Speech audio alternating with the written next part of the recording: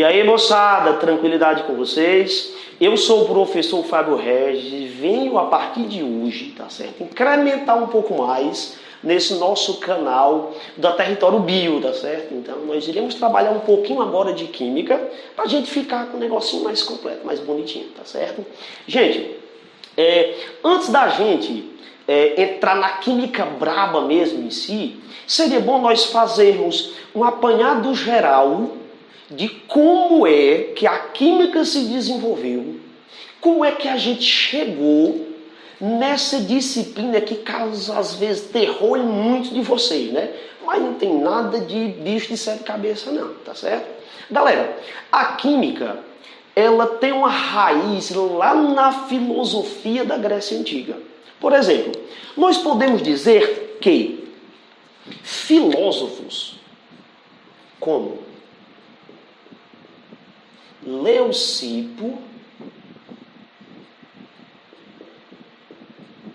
e um camaradinha chamado Demócrito deram uma contribuição circunstancial no que se refere ao desenvolvimento de uma ideia denominada átomo, que é a partícula fundamental da matéria e que a gente hoje, no século XXI, já conhece. Mas, para essa época, não se tinha nenhuma noção de como as coisas funcionavam, tá certo? Professor, qual foi a ideia de Leucipo e posteriormente de Demócrito? De que a matéria, se ela fosse dividida em partículas cada vez menores, nós chegaríamos a um ponto que não daria para dividir mais. Aí surge o nome átomo, moçada, lembra? Que vem do grego a, uma negação, e tomos de divisão, ok? Isso aqui, gente, em aproximadamente 500 anos antes de Cristo. Então, galera, é há muitos anos atrás, há mais de 2.500 anos, beleza? Essas ideias da matéria ser formada por partículas cada vez menores, elas não foram muito bem aceitas na comunidade filosófica da época por conta do trabalho de dois filósofos que, não vou dizer que desmistificaram esse negócio aí não, mas eles criaram uma ideia bem diferente dessa que a gente tinha do átomo de Leucipo e Demócrito. Quem foram esses camaradas e qual é a contribuição para o desenvolvimento, ou seja, a concretização da química? Nós temos a figura de Empédocles,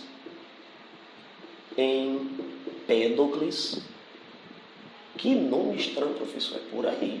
Empédocles, que dizia o seguinte, a matéria ela não seria formada coisa nenhuma por partículas pequenas, tal qual como Leucipo e Demócrito diziam, mas a matéria ela seria formada por 4 elementos fundamentais: água, ar, terra e fogo. Para os mais antigos faltou só o coração para o Capitão Planeta, né? Mas nós temos esses 4 elementos aqui. Maravilha! Professor, Empédocles desenvolveu esse raciocínio e posteriormente o filósofo Aristóteles, ele deu uma incrementada. Aristóteles, que nome terrível, professor, por aí. Então nós temos esses camaradas dizendo que a matéria não era formada dessa forma como ele diz aqui. Professor, qual é o avanço de Aristóteles se eu comparar com Empédocles? Aristóteles ele trazia ainda um incremento de que eu tinha o seco, o frio, o quente, o úmido, tá certo? Se essas ideias parecem meio absurdas para você, imagine outras ideias orientais que tinha emoção, éter, coração. Então tinha um monte de loucura, se a gente pode dizer para a nossa época, relacionada à função da matéria. Concordo com vocês que é muito mais fácil na atualidade você aceitar essa teoria do átomo de Leucipo e de Demócrito, porque ela parece um pouco mais com essa ideia atual. Beleza, concordo plenamente com você, tá certo? Gente, só que Essas ideias filosóficas que foram aceitas durante cerca de um milênio, tá certo? Elas passaram por algumas modificações no período da Idade Média. Então, na Idade Média, surge um negócio chamado de alquimia. Professor, o que era alquimia e qual é o elo de ligação que existe entre essas duas coisinhas aqui? Gente,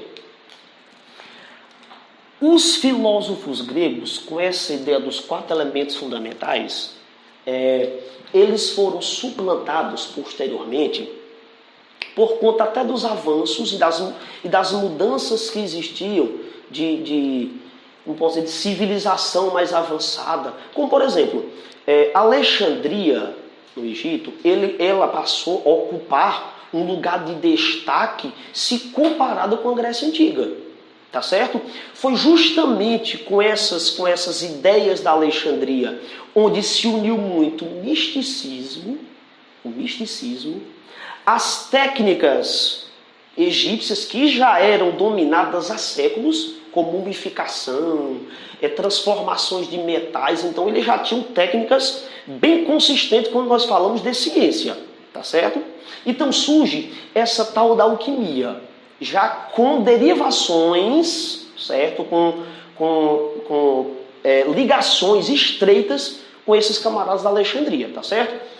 Na Idade Média, os alquimistas eles buscavam explicar a matéria utilizando alguns conceitos básicos, sendo que dois deles são bem importantes para o estabelecimento dessa alquimia aqui como importância na concretização da química, tá certo?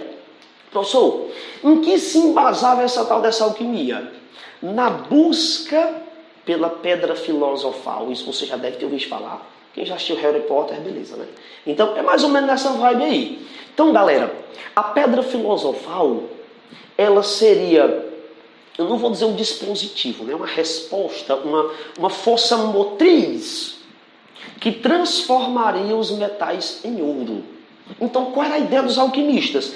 Transformar metais em ouro. O que isso aqui tem a ver com o estabelecimento da química? Galera, foi por meio dos trabalhos de laboratório dos alquimistas. Primeiro, buscando essa questão de transformar metal em ouro, beleza? Transformar metal em ouro.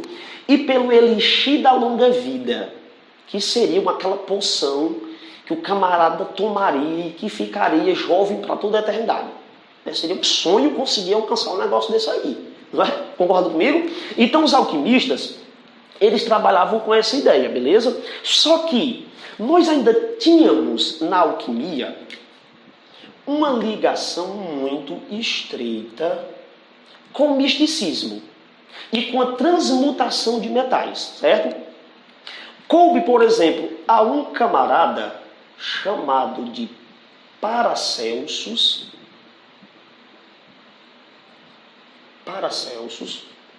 dizer o seguinte: a ótica do trabalho dos alquimistas, ela bem que poderia ser ampliada. Nós não deveríamos estar discutindo transformação de metal em ouro. Esse não seria o ponto principal. Seria, por exemplo, a ligação desses trabalhos de laboratório com a questão da medicina, com a questão da saúde humana. Surge o que eu chamo de protótipo da química moderna, que é a tal da iatroquímica. Tá certo?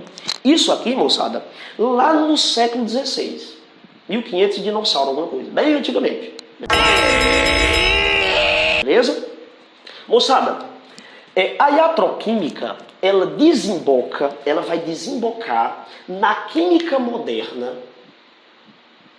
ou pelo menos no que nós temos de início de química moderna, principalmente devido ao trabalho de alguns camaradas, vou citá-los aqui, como Boyle, Libavius, meu professor, que negócio é esse? Libavius e outro bonitão que com certeza vocês vão lembrar pelo nome, que é o tal do Lavoisier. tá certo? Então, moçada, nós saímos dessa ideia de alquimia, misticismo e entramos para os trabalhos de laboratório, certo? Galera, Boyle e Libavius, eles lançaram livros na época, tá certo? Já trazendo uma ótica bem química da ciência. Por exemplo, no final do século XVI, Libavius ele é responsável por publicar um dos primeiros artigos, um dos primeiros livros que se tem ideia que fala sobre química. É desse camarada aqui. 1590, dinossauro, alguma coisa, bem antigamente, certo? Boyle depois, ele trabalhando com gases, ele também lança um livro que ficou muito conhecido como Químico Cético, tá certo? Já desmistificando, já tirando desse negócio de filosofia e de reflexão e trazendo mais para o campo mesmo do estudo, para o campo mesmo da experimentação, beleza? Só que nós temos na figura desse camarada aqui, do Lavoisier, que para muitos é considerado o pai da química. Então Lavoisier é considerado o pai da química. Por quê, professor? Em 1770, e lá vai bolinha, Lavoisier disse o seguinte, que na natureza nada se perde, nada se cria, tudo se transforma. É a lei da conservação das massas que perdura há mais de 300 anos. Então, um negócio bem sério. Professor, há alguma possibilidade de mudança disso aqui? Pouco provável. Isso aqui já foi testado. Isso é uma lei já. Então, já tenho teoria sobre esse assunto aqui, tá certo? Além de Lavoisier, nós temos uma figura bem importante, que é a figura do Proust também, tá certo? Do Proust, que trabalha com as proporções múltiplas, ou trabalha com as proporções da matéria. Se eu dobro o reagente, eu vou dobrar o produto e por aí vai, tá certo? Moçada, essa química ela pode ser estabelecida como ciência graças a um tal de método científico. Então, a partir desse elo que liga iatroquímica para química, eu concordo com vocês que na alquimia eu já tinha uma experimentação, já tinha. Era um pouco ainda atrasada, como a gente costuma dizer, mas a gente já tinha experimentação, beleza? Galera, o método científico, ele foi fundamental para estabelecer a química por conta de nós termos observação, nós termos hipótese e um ponto importante, nós termos a experimentação desse negócio. Então, se eu tenho uma dúvida de uma certa regularidade da natureza, eu vou testar aquilo ali.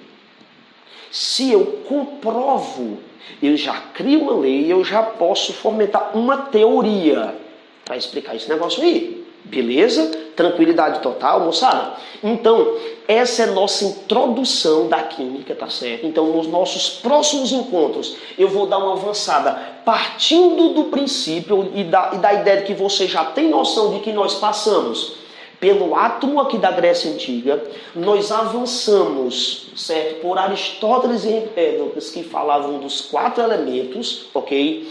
Entramos na Idade Média com o trabalho dos alquimistas, que foi de fundamental importância para o estabelecimento de práticas de laboratório, tá certo? Andamos um pouco para a iatroquímica, para muitos talvez essa parte seja a parte mais desconhecida. Eu escuto muito o professor falar de alquimia e depois química. Pronto, tá certo? E por último, a gente entra na parte da química, focando principalmente nesses camaradas aqui. Boyle, Lavoisier e alguns outros que sucederam o trabalho deles, beleza? Então, galera, um abraço forte do professor Fábio Regis e até o nosso próximo encontro. Tchau, tchau!